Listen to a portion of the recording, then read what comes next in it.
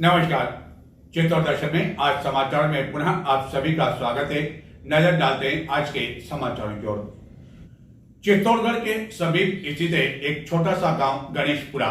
ये चित्तौड़गढ़ से सटा हुआ है और इसी गांव के विशेष समुदाय के कुछ युवकों द्वारा गत दिनों आयोजित एक कार्यक्रम को लेकर एक बैनर तैयार करवाया गया, लेकिन इस बैनर में उन्होंने गणेशपुरा का नाम बदलकर गोश्तपुरा रख दिया, जिसको लेकर गांव के लोगों ने विरोध किया। इस विरोध को लेकर बड़ी संख्या में गांव के लोग सोमवार को कलेक्ट्रेट पहुंचे। इस समय उन्होंने ज्ञापन दिया और ऐसे युवकों के खिलाफ कार्रवाई किए जाने की मांग की। चित्तौड़गढ़ से सटे गणेशपुरा गांव के कई लोगों ने सोमवार को चित्तौड़गढ़ में कलेक्ट्रेट में प्रदर्शन किया। इन लोगों का आरोप है कि गत 5 सितंबर को आयोजित एक कार्यक्रम को लेकर गणेशपुरा के विशेष समुदाय के कुछ युवकों द्वारा तैयार करवाए गए एक बैनर में गणेशपुरा के नाम के स्थान पर गांव का नाम गोश्तपुरा रखकर इस बैनर का सोशल मीडिया पर न केवल प्रचार प्रसार किया गया, बल्कि इस तरह का बैनर कपासन चौराहे पर भी लगाया गया, जिसको लेकर इनके द्वारा प्रदर्शन किया गया और एक जुलूस के रूप में यह कलेक्ट्रेट के अंदर प्रवेश कर गए एवं बाद में विरोध किया। 25 को भी 12 उपास का कोई कुमार था इनके, तो बैनर के ऊपर वर्षों से नाम चला आ रहा है गणेशपुरा गांव, और इन लोगों ने नाम बदल के गोश्तपुरा किया। तो बाद में लोगों ने मोबाइल पर देखा और गांव के अंदर काफी आक्रोश फैल गया। इसलिए गणेशपुरा से सभी चलकर आए हैं। अब इन लोगों के जिन्होंने हरकतें की, इनके साथ कानून कार्रवाई की जाए और कड़ी से कड़ी सजा दी जाए। मनाते आ रहे हैं, लेकिन 2 वर्षों से, 1 वर्ष से नहीं, 2 वर्ष से पहले भी इन्होंने सोशल मीडिया पर भी गोश्तपुरा लिखा गया, लेकिन इनको इग्नोर कर दिया। कोई ध्यान में नहीं आया, भाई हो सकता है कोई गलती होगी, वो अपन लोगों ने गांव लेवल पर इनको माफ कर दिया था और इन लोगों ने माफी मांग ली और हमारी गलती हो गई। इस वर्ष इन्होंने एक पोस्टर कपासन चौराहे पे जो बड़ा पोस्टर लगा हुआ था, वहाँ उन्होंने अपना पोस्टर लगा करके 4-5 आदमियों ने अपना नाम बदलपुरा लिख करके उसको गोश्तपुरा कर दिया गया, बल्कि ये गांव गणेशपुरा है और गोश्तपुरा कर दिया। तो भी हम लोगों ने, गांव वालों ने कल रात को मंदिर पे इकट्ठे हुए, सभी भाई लोगों ने वार्तालाप की। इस विरोध प्रदर्शन के बाद अधिकारियों को ज्ञापन दिया गया। पुलिस अधिकारियों ने आश्वासन दिया कि इस घटना में शामिल दोषी लोगों के खिलाफ कार्रवाई की जाएगी, जिसके बाद ही ग्रामीण एवं गणेशपुरा गांव से आए लोग संतुष्ट हो सके।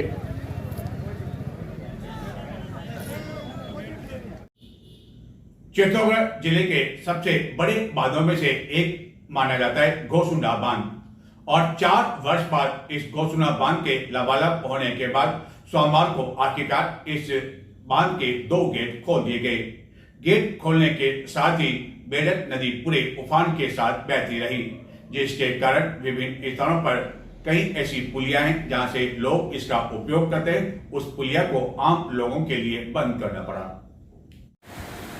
चित्तौड़गढ़ से कुछ किलोमीटर दूरी पर स्थित है गोसुंडा बांध। 4 वर्ष बाद इस गोसुंडा बांध के लबालब होने के बाद सोमवार को जब इसके 2 गेट खोले गए तो लोगों के चेहरे पर खुशियां देखने को मिली। खास तौर पर हिंदुस्तान जिंक में खुशी की लहर दौड़ गई, क्योंकि हिंदुस्तान जिंक के लिए यह गोसुंडा बांध उनके उत्पादन के लिए काफ़ी महत्वपूर्ण है, और यदि गोसुंडा बांध खाली रह जाता है तो हिंदुस्तान जिंक के उत्पादन पर भी इसका असर पड़ता है। गत वर्ष इस गोसुंडा बांध के खाली रह जाने पर लाखों रुपए की राशि खर्च कर हिंदुस्तान जिंक द्वारा कई टैंकरों आदि से जलापूर्ति की व्यवस्था करनी पड़ी थी। गोसुंडा बांध के गेट खोलने के साथ ही विभिन्न स्थानों से फसल आदि भी इस पानी के बहाव के साथ बहती चली गई। वहीं चित्तौड़गढ़ में कुंभानगर में पुलिस लाइन के समीप स्थित धनेत एवं अन्य गांवों की ओर जाने वाले मार्ग को बंद कर दिया गया। इसी धनेत एनीकट कम काजवे पुलिया से धनेत के साथ ही अन्य कई गांवों की और ग्रामीण इस शॉर्टकट रास्ते का उपयोग करते हैं। लेकिन गौसुना बांध के गेट खोले जाने के बाद बेड़च नदी पूरे उफान के साथ बहने लगी और बेड़च नदी का पानी जब इस पुलिया के ऊपर आने लगा तो इस पुलिया के दोनों ओर पुलिसकर्मी तैनात कर इस पुलिया को सभी तरह के वाहनों के साथ ही राहगीरों के लिए पूरी तरह से बंद कर दिया गया। जब लोगों को इसकी जानकारी मिली कि बेड़च नदी पूरे उफान के साथ बह रही है एवं पुलिया पर भी पानी आ चुका है तो सवेरे से ही बड़ी संख्या में लोग इस पुलिया पर इस दृश्य को देखने के लिए पहुंचने लगे। गौसुना बांध से चित्तौड़गढ़ को भी जल आपूर्ति होती है एवं लबालब हो जाने से कम यह चिंता समाप्त हो गई कि इस वर्ष आने वाले गर्मी के दिनों में लोगों को पेयजल संकट का सामना नहीं करना पड़ेगा। एवं वहीं दूसरी ओर हिंदुस्तान जिंक के लिए भी राहत की बात रही कि यह बांध इस वर्ष लबालब हो गया है। सिंचाई विभाग एवं जलदाय विभाग के अधिकारियों के अनुसार 4 वर्ष पहले यह गौसुना बांध लबालब हुआ था। राजस्थान के झालावाड़ जिले के 3 दोस्त एक मोटरसाइकिल पर सवार होकर रविवार को झालावाड़ से चित्तौड़गढ़ जिले में स्थित सांवलिया सेठ के दर्शन करने के लिए पहुंचे थे। ये तीनों ही दोस्त एक मन्नत पूरी होने के बाद यहाँ दर्शन करने के लिए पहुंचे थे।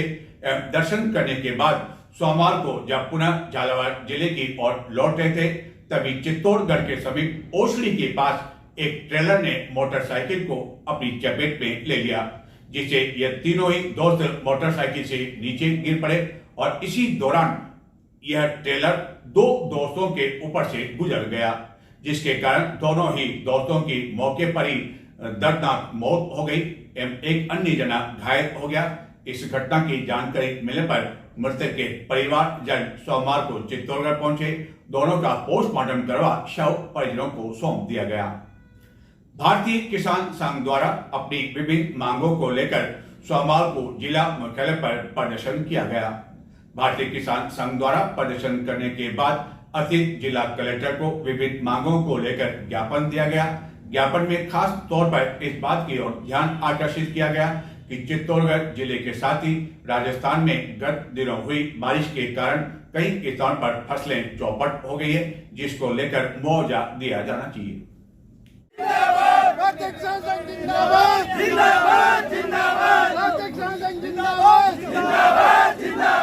देश के हम भंडार भरेंगे, लेकिन कीमत पूरी लेंगे। देश के हम भंडार भरेंगे, लेकिन कीमत पूरी लेंगे। गौ माता को जीने दो, दूध की नदियां बहने दो। गौ माता को जीने दो, दूध की नदियां बहने दो। जिंदाबाद जिंदाबाद जिंदाबाद। मुआवजा दो, मुआवजा दो, मुआवजा दो। फसल खराबे का मुआवजा दो, मुआवजा दो, मुआवजा दो। फसल खराबे का मुआवजा दो, मुआवजा दो, मुआवजा दो। फसल खराबे का मुआवजा दो, मुआवजा दो, मुआवजा दो। भारतीय किसान संघ जिंदाबाद, जिंदाबाद, जिंदाबाद। भारतीय किसान संघ जिंदाबाद, जिंदाबाद, जिंदाबाद। फसल खराबे का मुआवजा दो, मुआवजा दो, मुआवजा दो। इसकी सरकार भरपाई करे, किसानों की जो मांगे पंडित पड़ी है उनको लागू करे और जो हमारे जो अफीम के पट्टे कटे हुए हैं उनको 0 डेट पे जारी किया जावे। अफीम की जो समस्याएं हैं हमारी वो दूर की जावे और जो किसानों के जो गांव में जो परेशानियां हैं, पंचायत लेवल तक की परेशानियां हैं, उनको राजस्थान सरकार दूर करे।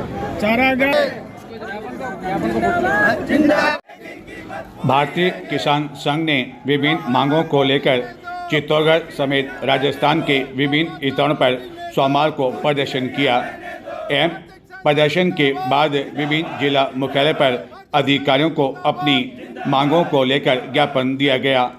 खास तौर पर गत दिनों अतिवृष्टि के कारण फसलों को जो खराबा हुआ उसको लेकर मुआवजा दिए जाने के साथ ही फसल बीमा में जो विसंगतियां हैं उसकी और ज्ञापन में ध्यान आकर्षित करते हुए समाधान की मांग की गई। राजस्थान में गत विधानसभा चुनाव से कुछ समय पहले चित्तौड़गढ़ नगर परिषद द्वारा चित्तौड़गढ़ के शहरी क्षेत्र में स्थित गोरा बादल स्टेडियम के दूरदर्शन के लिए जब कदम उठाए गए और एक योजना तैयार की गई तो खिलाड़ियों में खुशी की लहर दौड़ गई, क्योंकि इस स्टेडियम को काफी समय से खिलाड़ी इसे और अधिक अच्छा बनाने की मांग कर रहे थे। लेकिन नगर परिषद के अधिकारियों द्वारा कांग्रेस नेताओं के कहने पर गत विधानसभा चुनाव में वाहवाही लौटने के उद्देश्य से आनंद फानन में एक आधी अधूरी योजना तैयार की गई। 4 करोड़ रुपए से अधिक का बजट भी तैयार कर लिया गया, लेकिन यह कार्य बीच में ही अधर-जुल में इसलिए रह गया क्योंकि 4 करोड़ में यह कार्य पूरा नहीं हो सका और जिस ठेकेदार को यह कार्य दिया गया उसने कार्य बीच में छोड़ दिया गया। और हालत यह है कि इस स्टेडियम का उपयोग अब खिलाड़ी किसी भी तरह से नहीं कर पा रहे। जगह जगह बड़े पेड़, घास, कंटीली झाड़ियां आदि लग चुकी है और इसी स्टेडियम की दुर्दशा को लेकर सोमवार को चित्तौड़गढ़ के विधायक चंद्रभान सिंह आर्या ने विधानसभा में जोर शोर से यह मुद्दा उठाया और इस मुद्दे को लेकर विधानसभा में दो मंत्रियों को जवाब देना पड़ा। अध्यक्ष महोदय, ये पूरा प्रश्न विधानसभा क्षेत्र चित्तौड़गढ़ के अंदर गौरा बादल स्टेडियम के ऊपर है और इसका स्वामित्व नगर परिषद चित्तौड़ के पास है। तो हमने उन्हीं से उत्तर मांगा। अभी उस पर रिपेयर चल रही है। मैं समझ सकता हूं कि विधायक साहब ने ये प्रश्न क्यों पूछा, क्योंकि काफी लंबे समय से वहां पर रिपेयर हो रही है और 40% रेनोवेशन वहां पर हो गया है। CSR से उसको कंप्लीट करने के लिए हिंदुस्तान जिंक से आग्रह चल रहा है, ऐसा मुझे स्वायत्त शासन विभाग ने बताया है। बाकी इसके अलावा चित्तौड़गढ़ के अंदर खेल विभाग का इंदिरा गांधी खेल स्टेडियम वहां पे निर्मित है, जहां पर basketball, kho kho, badminton, boxing अनेकों वहां पे खेल हो रहे हैं। माननीय अध्यक्ष महोदय, ये स्टेडियम चित्तौड़ शहर के बीचों बीच है। इन्होंने आनंद फानन में टेंडर किए नहीं किए, DFT फंड से पहले काम इशू करवा दिया, DFT फंड से वापस अध्यक्ष महोदय फिर नगरपालिका को कहा, नगरपालिका से काम करवा दिए, बिना टेंडर के इन्होंने काम करवा दिया। बिना टेंडर के काम करने के बाद पूरा बीचों बीच में वहाँ फुटबॉल का अच्छा मैदान है, वहाँ वॉलीबॉल का अच्छा मैदान है और वर्षों से लोग वहाँ बच्चे खेलते हैं। और पिछले 2.5 साल से वो बिल्कुल ही चुनाव आने से पहले जिन अधिकारियों ने किया, क्योंकि वहाँ कांग्रेस के नेता भाई लेने के करने के चक्कर में उस काम को करवा दिया और नहीं तो वो काम हुआ। अभी हमने हिंदुस्तान जिंक से बात करी पर काम हुआ नहीं। मैं तो अध्यक्ष महोदय, जिन अधिकारियों ने इस प्रकार के गलत टेंडर किए हैं उनके खिलाफ आप क्या कार्रवाई करेंगे? जो चुनाव आते इस प्रकार के टेंडर करके उनको छोड़ देते और फील्ड कर तेज कर देते। मेरे वहाँ उन नेताओं ने उस फील्ड के ऊपर तेज कर दिया है। उसका बजट आप कहाँ से देंगे, कैसे क्या करवा सकते हैं, उसके बारे में आप बताएं। माननीय मंत्री जी। अध्यक्ष महोदय, ये अच्छी बात है कि जब भी खेल के बारे में सोचते हैं तो सवाल मेरे पास आता है, लेकिन खेल और खेल स्टेडियम्स, खेल ग्राउंड का जो स्वामित्व है वो एजुकेशन विभाग के पास भी है, ट्राइबल के पास भी है, हायर एजुकेशन के पास भी है, UDH के पास भी है। अब खेल आपके पास आते हैं, खेल संघों से जुड़े हुए सवाल गौतम दत्त के पास आते हैं, सहकारी समिति के पास आते हैं। आप ही हो। खेल तो कईयों के पास है, खिलाड़ी आप ही हो, इसलिए आपके पास आता है। अध्यक्ष महोदय, खिलाड़ी आप ही कम नहीं हो, इधर खेल खेला है आपने। अध्यक्ष महोदय, जूली जी के इस प्रश्न पे मैं आपसे दोस्ती अच्छी हो गई है। अध्यक्ष महोदय, जूली जी के इस प्रश्न पे मैं आपसे ये वादा कर सकता हूँ कि अगर विधायक सभी मिलकर क्रिकेट खेलना चाहे मीडिया कर्मी के साथ तो वो मैं आयोजित कर सकता हूँ। लेकिन मैं स्पष्ट रूप से भी बताता हूँ, मुझे करवा देंगे जी। स्पष्ट रूप से जो अभी मैंने जाबर जी खर्रा से भी बात करी है, इसके ऊपर टेंडर हो गया है। जाबर जी ने इनका अपने MLA साहब का, चंद्रभान जी का सवाल सुन लिया है। जरूर निश्चित रूप पे वो इसके ऊपर इंक्वायरी करेंगे। अगला प्रश्न सुभाष भी, अरे हो गया, उत्तर आ गया ना, इससे बनता ही नहीं। ये बात है सुभाष भी। अध्यक्ष जी, इंपॉर्टेंट बात ये है उन्होंने गलत टेंडर करा, उन्होंने अधिकारियों के खिलाफ आप क्या करवाएंगे? मैं तो ये अर्ज करूंगा आपको, मैं ये नहीं कह रहा हूँ, काम तो हम करवा देंगे, सियासत फंड की कोई कमी नहीं है वहाँ।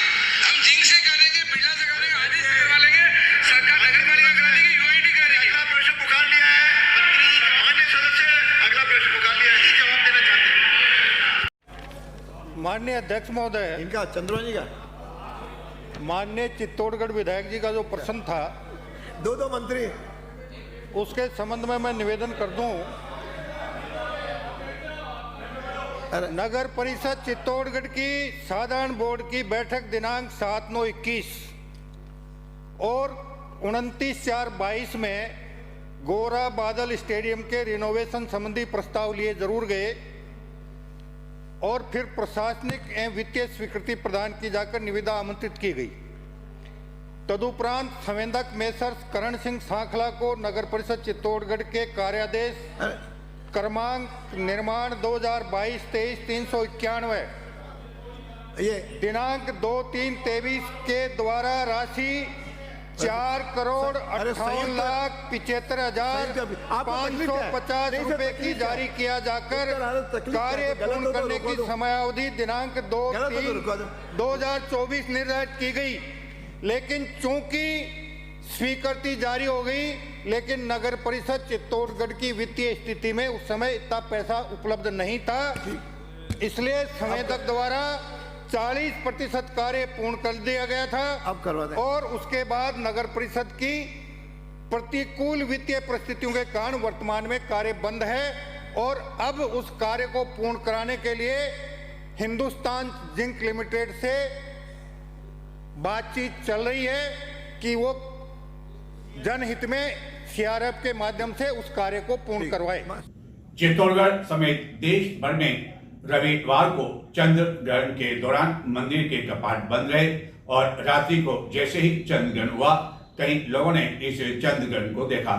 बताते हैं आखिरकार चित्तौड़गढ़ में कैसा असर रहा इस चंद्र ग्रहण का।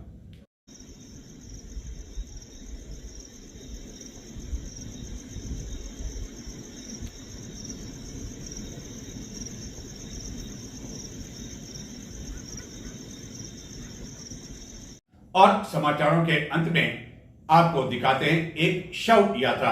आप देखें कि किस तरह यह शव यात्रा निकाली गई और लोग इस शव यात्रा में न केवल शामिल हुए बल्कि राम नाम सत्य जैसे कई शब्दों का उपयोग अंतिम संस्कार में किया जाता है, वह भी किया गया। महिलाएं भी इस अंतिम यात्रा में शामिल हुई।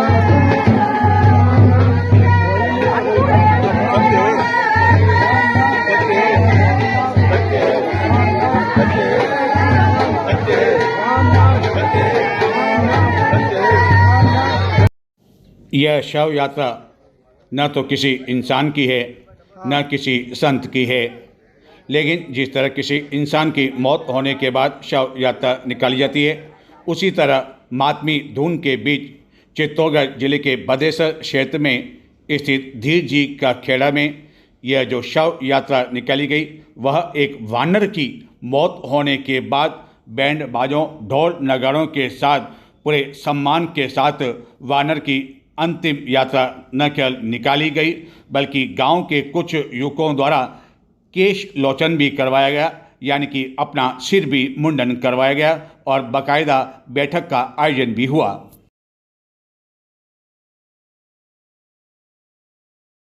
तो देखिए आपने यह शव यात्रा किसी इंसान या संत की नहीं है बल्कि चित्तौड़गढ़ के समीप धीर जी का खेड़ा में एक बंदर की मौत हो गई।